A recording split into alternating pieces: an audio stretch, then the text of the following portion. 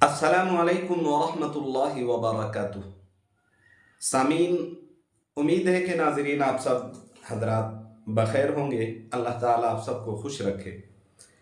आज की इस वीडियो में मसला का उन्वान है कि फ़र्ज नमाज की दूसरी रिकत पर जब कायदा में बैठा जाता है, कायदा उला में, तो कायदा उला में तशहुद के बाद खड़ा होना चाहिए तीसरी रिकत के लिए।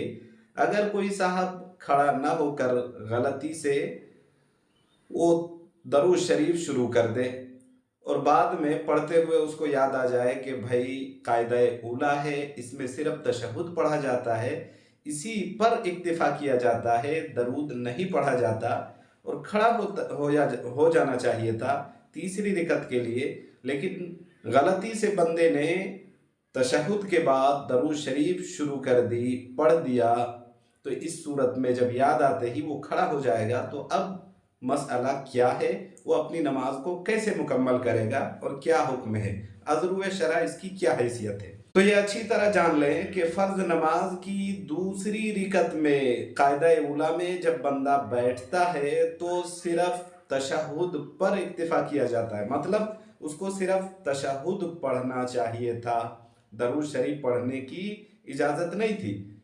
कायदा उला में तशहुद पढ़ता, उसके बाद वो खड़ा हो जाता तीसरी चौथी रिकत, फिर कायदा अखीरा में दरूद भी है, तशहुद भी है और दुआए मासूरा भी है, लेकिन बंदे ने गलती से पढ़ दी, तो अब क्या करे।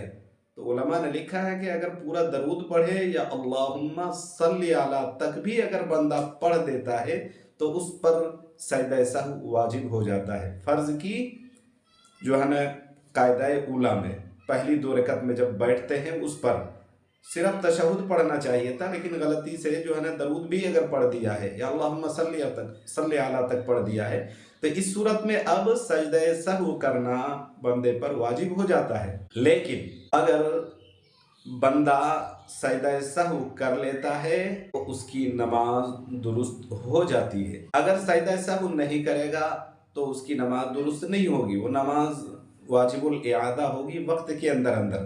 तो इसलिए याद रहे कि कायदा उला में सिर्फ अत्तहियात पढ़ी जाती है, दरूद नहीं पढ़ा जाता, उस पर दरूद नहीं पढ़ेंगे।